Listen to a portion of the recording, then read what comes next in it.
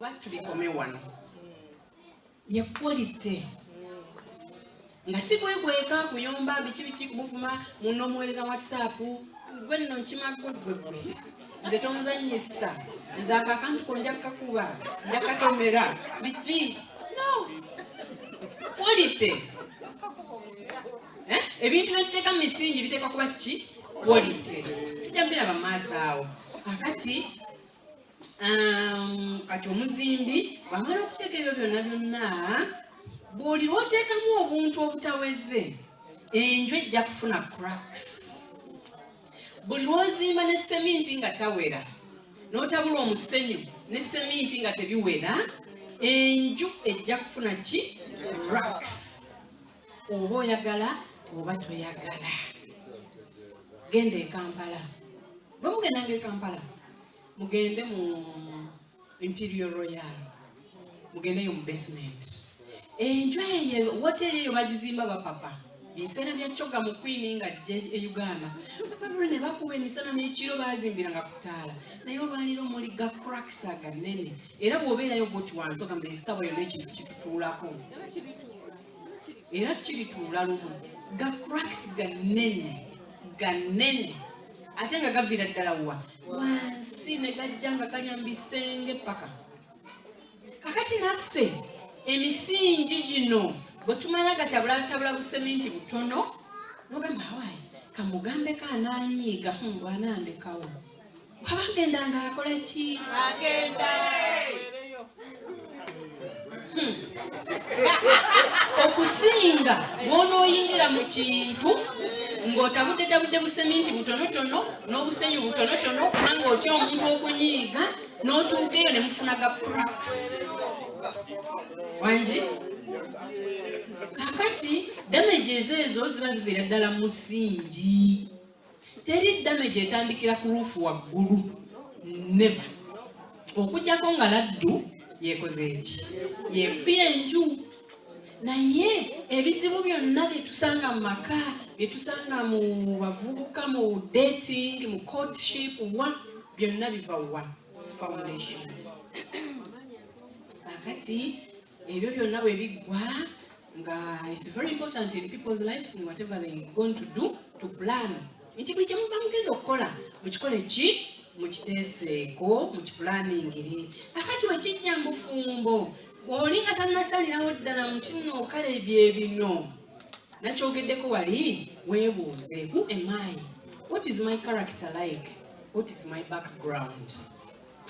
Andi abantu abamu tumanyi okulimba nze gundi yanzaala nze ndi mwana wa gundi kubanga ye omusajja amanyiddwa nnyo erinnya biki mugaye nze mukadde gundi yanzaala so nga ate bambi wakulirayo obukulizi ono mugambe omanyi nze nakulira wa mukadde gundi naye nga ye taata wange naye nga gye nakulira be bandera. Taata wange ali eri kannabulemo akola ki anoga mwanyi Amina. Kakati ekyo okiyingiremu ng'okimanyi taata wa Ruth aliwa kannabulemo munozi wa mwanyi wano makabuka bandeze bulezi n'abasajja naawe omulenzi leka kugamba muwala n'omusuubiza eggulu n'ensi ebitaliiyo kubanga kaali kukyawa bwati omukwano kasita guwanuka. Mumanyi lavometa ng'eyambuse lavometa terina pampu egipika kugizza waggulu wangi lavometa mugimanyi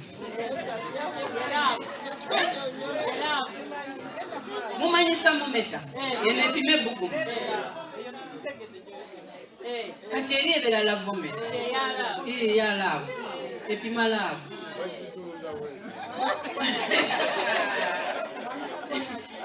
mukyala kakwa abo babulirira lavometa gye bagitunda. Kakati weekoleko kasave gwe wennyini bw'oba teweemanyi sooka weekole ki weekoleko kasave omanye gwani bw'onomala okufuna kasavaako ojja kufuna ekifaananyi kyennyini, the big picture, ekikyoli ne background yo ne amakaago bwe ganaakola ki, bwe ganaabeera, n'omuntu yennyini patina gw'onoofuna bw'anaakola ki, bw'anaabeera. Bino njogera nga njogera erudda n'erudda. Oyo patina yennyini ajja okufiitinga the best. Wanje? Kakati buli omu, buli muntu yenna, oba buli muntu yenna alina compatible person for him oba for her. Compatible nkijja mu lubereberye nti naamukolera omubeeza mukola ki. Ebiseera ebisinga ffe twerondera, bwe tumala okulonda ne tutabeera compatible, awo tujja biraba mu maaso. Kakati bw'omala okwecekinga gwani byonna byonna ebyo bitegedde, ne materials weetaaga okuzimba enju yo y'amaanyi, osobola okuba ng'ozikola ki, ng'ozitegedde. Bw'omala okumanya ebyo byonna, yasamya akamwako, open your mind to the opposite sex. Kati mbadde nkyali kuba n'abakola ki, abanoonya. Naye nga n'omusingi guno tegugaana, oyinza okuba already oli mbufumbo, naye ng'omusingi gwali sheke. Naye kakati muddeeyo mutemu omusingi omupya. Waliwo enju ezimu ze baazimba ne zibeera nga ziyugayuga, ne basima omusingi omupya okugyetooloola, ne bazimba amatofaali mapya okuva wansi okulya n'enju eyo, ne gajja ne gakwata ku nju eno enkadde ne gagigumya. Temweraliikirira nti affe emisingi egyaffe nalugwamu dda, natomera nedda. Temukola ki? Temweraliikirira. Tujja kuddamu tusime emisingi emipya okwetooloola amayumba gaffe. Emisingi egyo gijje gikwatagane n'amayumba amakadde, enju enkadde zikole ki? Zinywere. Amiina. Kakati ngambye nti yasamya akamwa n'amaaso go gaggule ku any potential partner. Kakati lwaki ebiseera ebimu tebatukwana oba tetukwana? Kubanga twaggalawo. Wangi? Twakola ki? Twaggalawo. Abasajja buli mulenzi ajja, sagala nze bamanyira.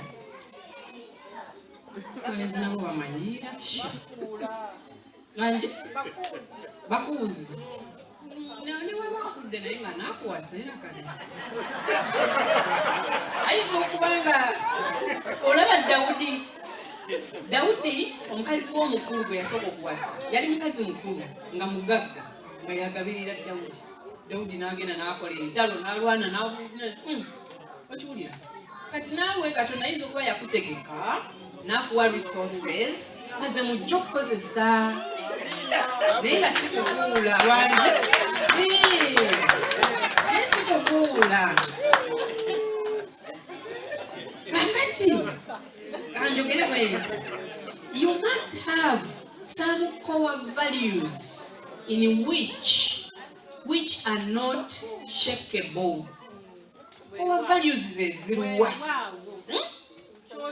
As you are preparing to get married, obanga oli married, tugambye n'emisingi emikadde tugenda kugiddamu, nga onoonya partner, you must have some core values ezitavaawo.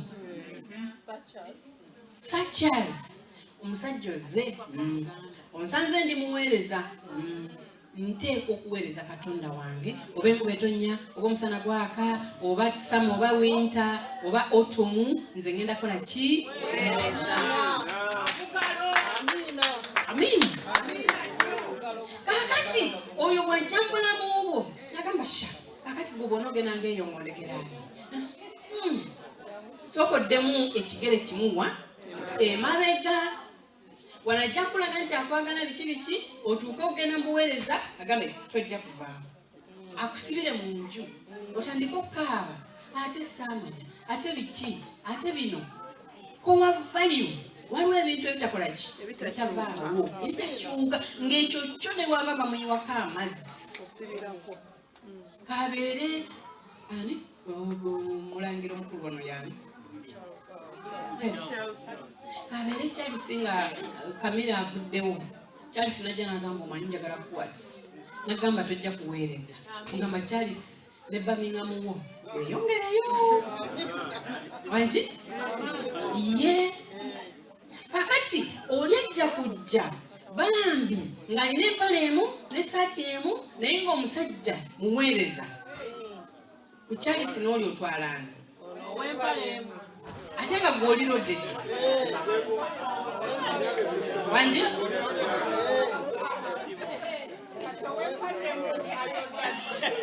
ajoza ddi ebyuma byajja naawe tugenda mu laundromat nayoza nekala kakati ekyempala emu si kyekikulu naye core values gwe ng'omwana wa Katonda kikyukkiririzaamu ani gwokkiriza. Who is your savior? Who is your master? Who is your Lord? Mukama wo yani? Bw'oba totegedde mukama wo ojja kukkiriza ogende mugenzi ne ekijja kijje. Tuli wano omwezi guno mulamba nga tetukyayagala kijja kijje. Ensobi zikoleddwa nnyingi nnyo. Kijja kijje oyo atumazeeko abantu mu kanisa. Kijja kijje ayonoonya abantu mu kanisa. Abakazi bali eyo babasibira mu maka. Abasajja bali eyo kati batamiira myenge. Baawasa abakazi olw'okuba baalaba wano kabyute kawabweru nsimanyi omuwala alina diguri simanyi biki ne babawasa. Olwaleera baali abakadde balina amabaala kubanga core values oli zeezo. Ono omwami yali talina core values ne bamutwala.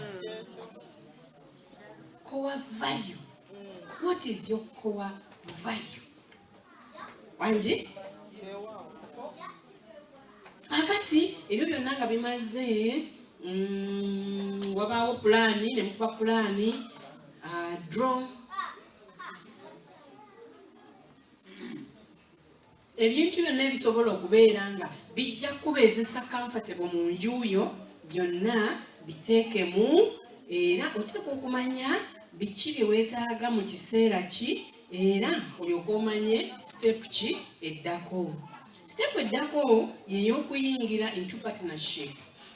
Partnership naye nga mugikola n'ani? Ne Katonda. Bepulani ya 10:36.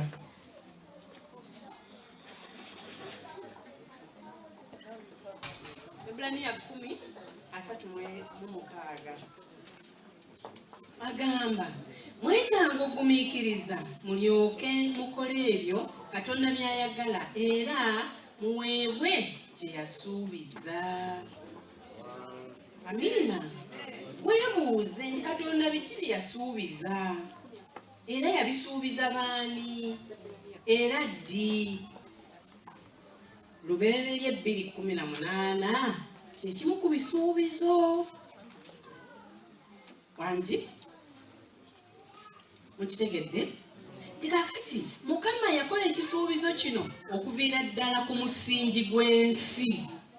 Twogera ku foundation. God made this promise at the foundation of the world. Up to date, the promise still stands. Ey'omu lubereberye n'amukolera omuki? Amukola ki? It was a promise. Bw'oba bulijjo tomanyi nti eyo promise oteekwa gikaayaniramu okuva n'olwaleero gikaayaniremu. Mukama mu lubereberye wasuubiza nti n'onoomukolera omubeezi amukola ki? Teeka wa wandi Mukama ebyange teeka wa mu ngalo. Teweetunuulira n'ogamba nti nedda gino emyaka nedda tekyali gyali. Amina. kitegeeza nti buli omu alina okufuna, meaning every person has got a compatible person ow'okutwala eka. You've got your package to take home. Amen. You've got your package to do what? Kakati bwe mujja nga muzze mu partnership eno ng'ofunye omuntu gw'ojaamu oba nga ye yakujaamu, it's a gift from God. Wangi? Kirabo kivaawa wa Katonda. Akati bw'oyinza okugenda mu dduuka nga kane kino kirabo kyange kankyegulire.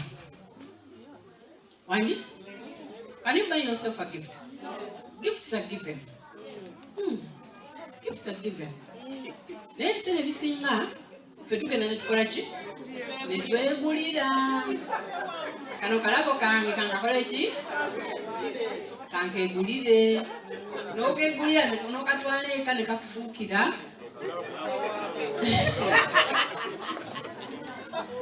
Nti bwe muba muzze mwenna mu partnership, ekyo kirabo ekiva eri Katonda. Naye but more so to the men, God becomes so happy when they find somebody to marry. Proverbs 19:14. Katonda asanyuka nnyo ng'abasajja mukoze eki? Ye kubanga mwe be yasooka kutonda.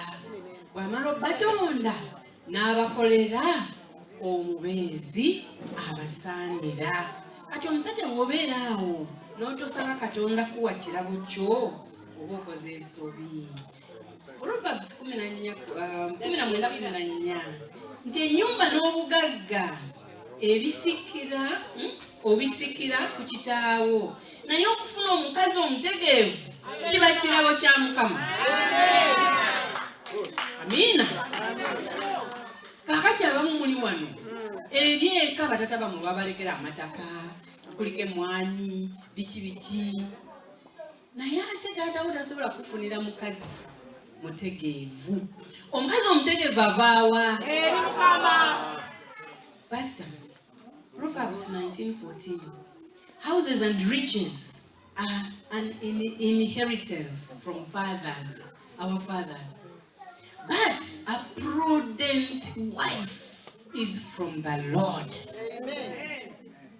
Gwatanawasa Mukama mugambe ekiro kya leero, Mukama mukazi wange mwagala. Prudent ki?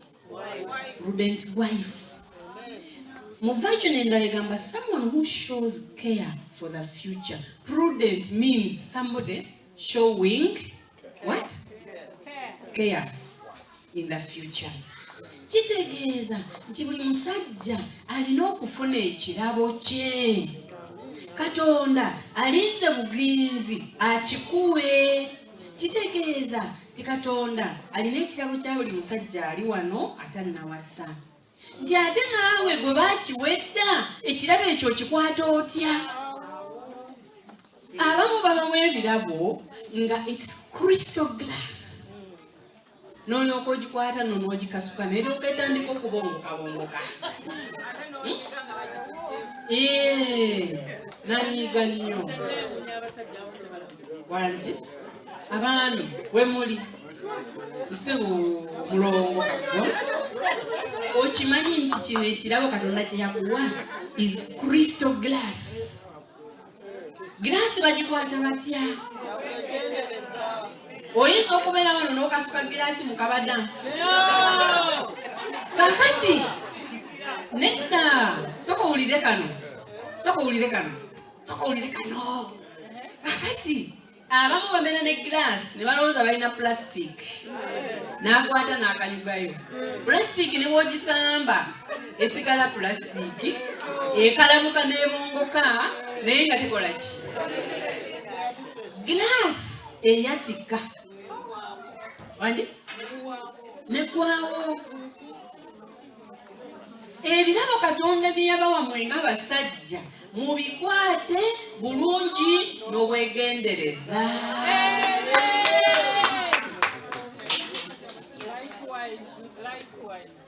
Yes. Abakyala nabo tujja.